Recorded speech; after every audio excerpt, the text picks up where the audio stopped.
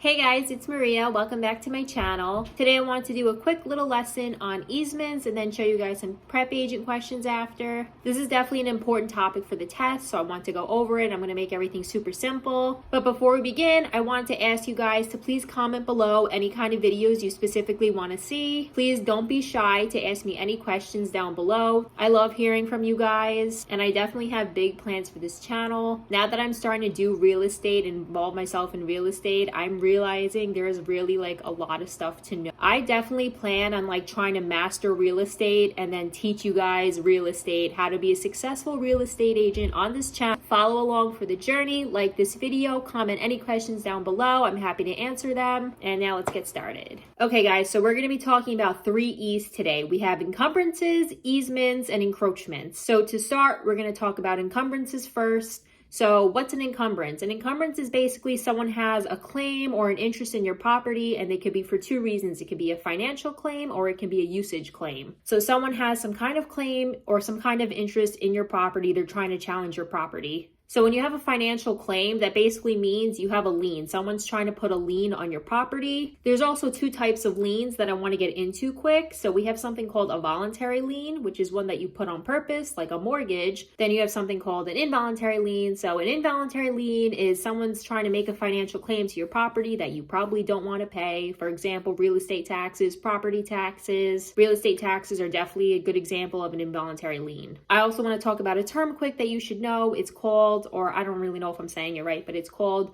lis pendens. I'm gonna type it out here. Lis pendens is basically pending legal action. So it may not be a lawsuit or an encumbrance right now, but it could turn into one in the future. Now that I'm using MLS every day, I'm starting to notice this word pop up on MLS more and more. So that's definitely something good to know. While we're on the topic of liens, you should definitely know what a mechanic lien is. So a mechanic lien is basically you paid a contractor to do work on your house, and for whatever reason, you decided not to pay them, whether you liked the work, didn't like the work, you decided not to pay them. So because you decided not to pay them, that contractor can go and start a mechanic lien on your property. The thing about a mechanic lien is it gets attached to the property, not the owner.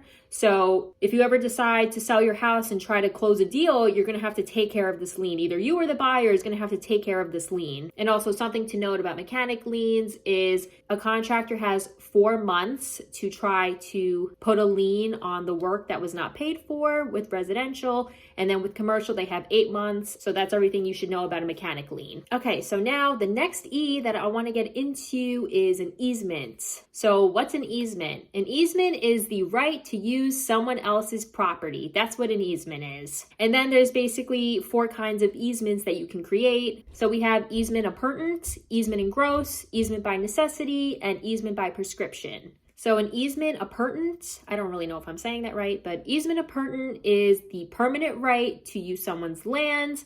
And specifically, if you ever see a test question that says the right of way, the term right of way is always associated with easement appurtenant. So just make sure you associate easement appurtenant, right of way. The next easement we're going to talk about is an easement in gross. So all an easement in gross is the utility companies do not need your permission to come on your land and do whatever they need to do. An easement in gross is always associated with the utility companies. Then we're going to talk about easement by necessity. So easement by necessity is basically you literally need to use someone else's land to get to your home, your land, whatever it is. Like your property is literally landlocked. You have no choice but to enter someone else's property to get to your own property. Lastly, we have easement by prescription. This is definitely super important to know. So easement by prescription is basically right now you technically are illegally using someone else's property to get to your own property because your property is landlocked, right? Well, let's put it this way. Let's say you live there for 5 years and you don't technically have legal access to use this other person's property to get to your own. So you live there for 5 years, you decide to move and sell the house. Now you have a new homeowner come in, and obviously they're going to have to do the same thing. They're going to be, using that other person's property illegally for the next 5 years or however long to make sure they can get to their own property. So basically after 10 years, and it doesn't matter if you switch homeowners, it's called tacking. So you can live there for 2 years, 3 years, 4 years. switch homeowners. The other homeowner can tack the years while they're living there, and so on and so forth.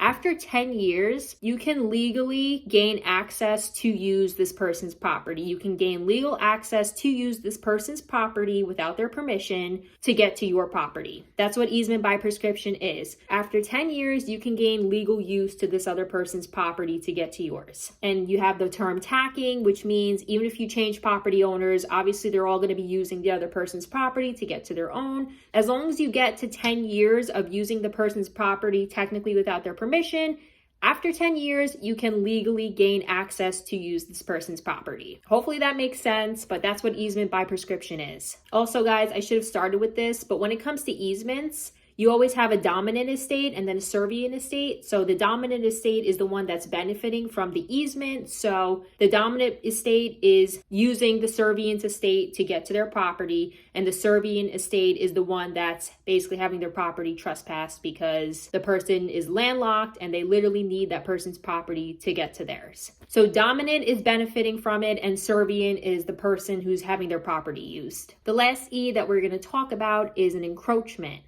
So an encroachment is your neighbor basically built something on your property. They built a fence, they extended their building, maybe it's their pool, whatever it is, they basically built something on your property. They probably thought it was their own, but they built something on your property. And then you did something called a survey, which you should also know for the exam. You did a survey to figure out what your property lines were, and you realized that you actually had more property than you thought, and your neighbor built something on your property illegally. Whether it be a fence or a building, someone built something on your property. You did a survey, you figured out that was actually your property. They thought it was theirs, but it's actually yours. So that's what an encroachment is. With an encroachment comes something called adverse possession.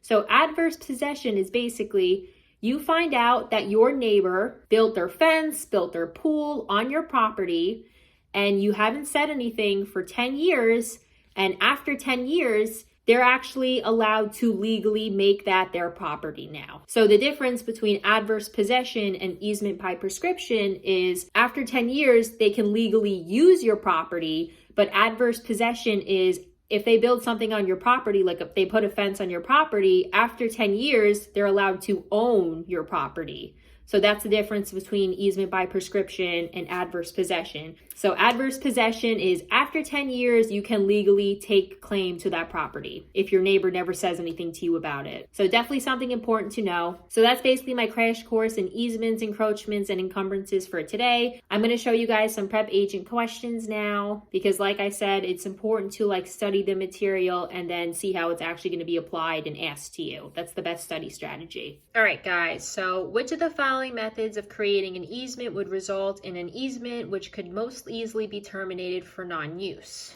The answer is going to be prescriptive easement or prescriptive use because the point, like I said, was the person can use it for 5 years, and then if they sell it to someone else, and obviously they're going to need to access the other person's property to get to their own. That creates tacking. So if you don't have someone else using it, then technically it's going to go away. So that should be right, and it is. All right, guys, so we have the type of easement granting right-of-way for a utility company's power line is, so they're trying to confuse you by putting right-of-way in the question, but because it said utility company, what grants the utility company's access to your property? That's going to be an easement in gross. Okay, so which of the following would not be considered an appurtenance, would not be considered a right-of-way? So we have easement, trees, a swimming pool, and a trade fixture. I'm going to guess trade fixture because you could have the right to walk by trees or walk by a swimming pool. And okay, that's correct. And if you see the bottom, it says appurtenances are said to run with the land. So that's why trees and swimming pool didn't make sense. That's basically it, guys. Thank you so much for watching. Please follow along for the journey because I'm telling you, there is a lot to learn about real estate after you pass your test. And I promise I'm going to make it as simple as possible for you once I figure it out. Make sure to like and subscribe, and please comment any questions you have down below. I love hearing from you guys. You guys are my family. And thank you so much for watching. I'll see you guys next Wednesday.